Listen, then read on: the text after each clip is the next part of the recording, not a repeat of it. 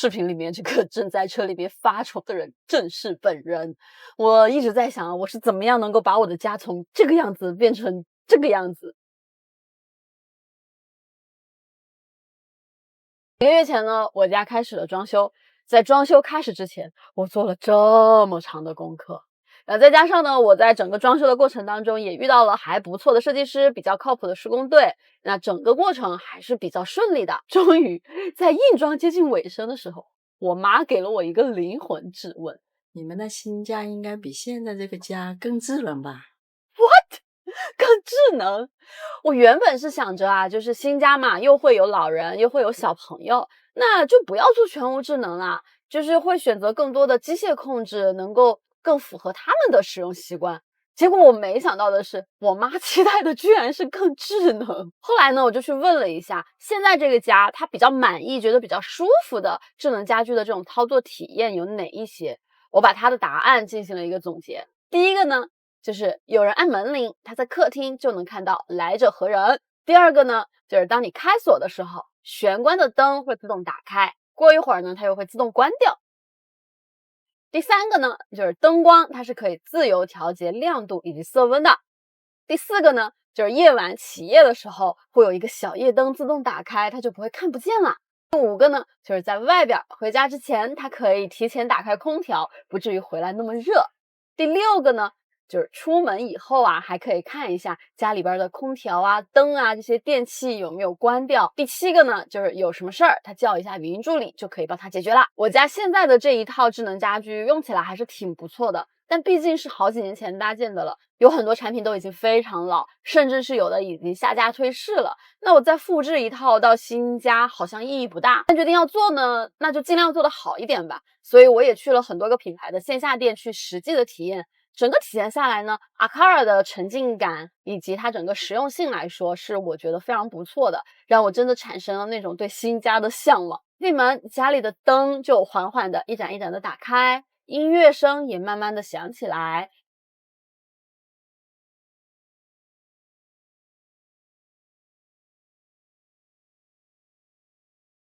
然後窗簾會緩慢的打開，整個過程呢，就好像在說，主人，你的一天在外面辛苦啦，歡迎回家，享受一下自己的閒暇時光吧。那你還可以自己去預設一些場景啊，這些燈光啊、音樂啊、窗簾啊等等等等，它都是可以隨之而變動的。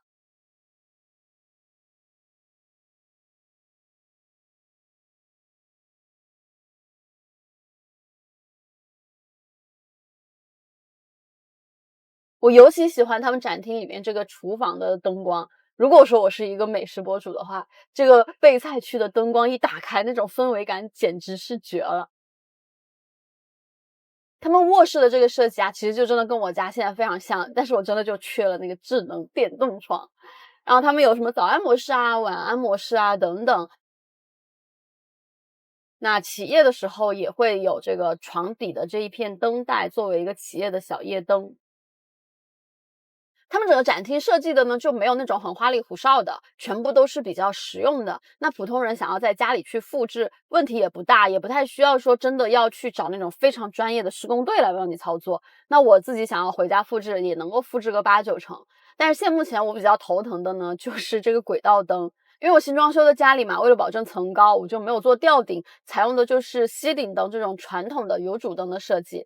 那這次參觀完了之後呢，我就對軌道燈產生了濃厚的興趣。在我印象當中，我一直覺得軌道燈它是需要預買才好看。問他們家剛剛發布了一款全新的全光譜軌道燈 ，RA 做到了98，應該是現在市面上面顯色指數最好的智能軌道燈了。它是有2個版本，一個是內嵌的，一個是明裝的。整個厚度呢只有7.2毫米，還跟我家挺搭的吧？看到我手上這一個特別的開關沒有？我願意稱之為阻尼感最好的智能旋鈕開關。你就把它放在這個地方，聽一下這個聲音，可以一直盤，無限盤，扭起來真的特別爽。你把它放在桌面上，都可以成為你一個解壓玩具了。到時候我可能周一的時候問你。那我家的这個硬裝呢，大概會在7月底的時候全部完成。現在還有一點點的時間給我去糾結一下智能家居的選擇以及搭配。那希望到時候全部做完了以後，不會是買家秀跟賣家秀的差別。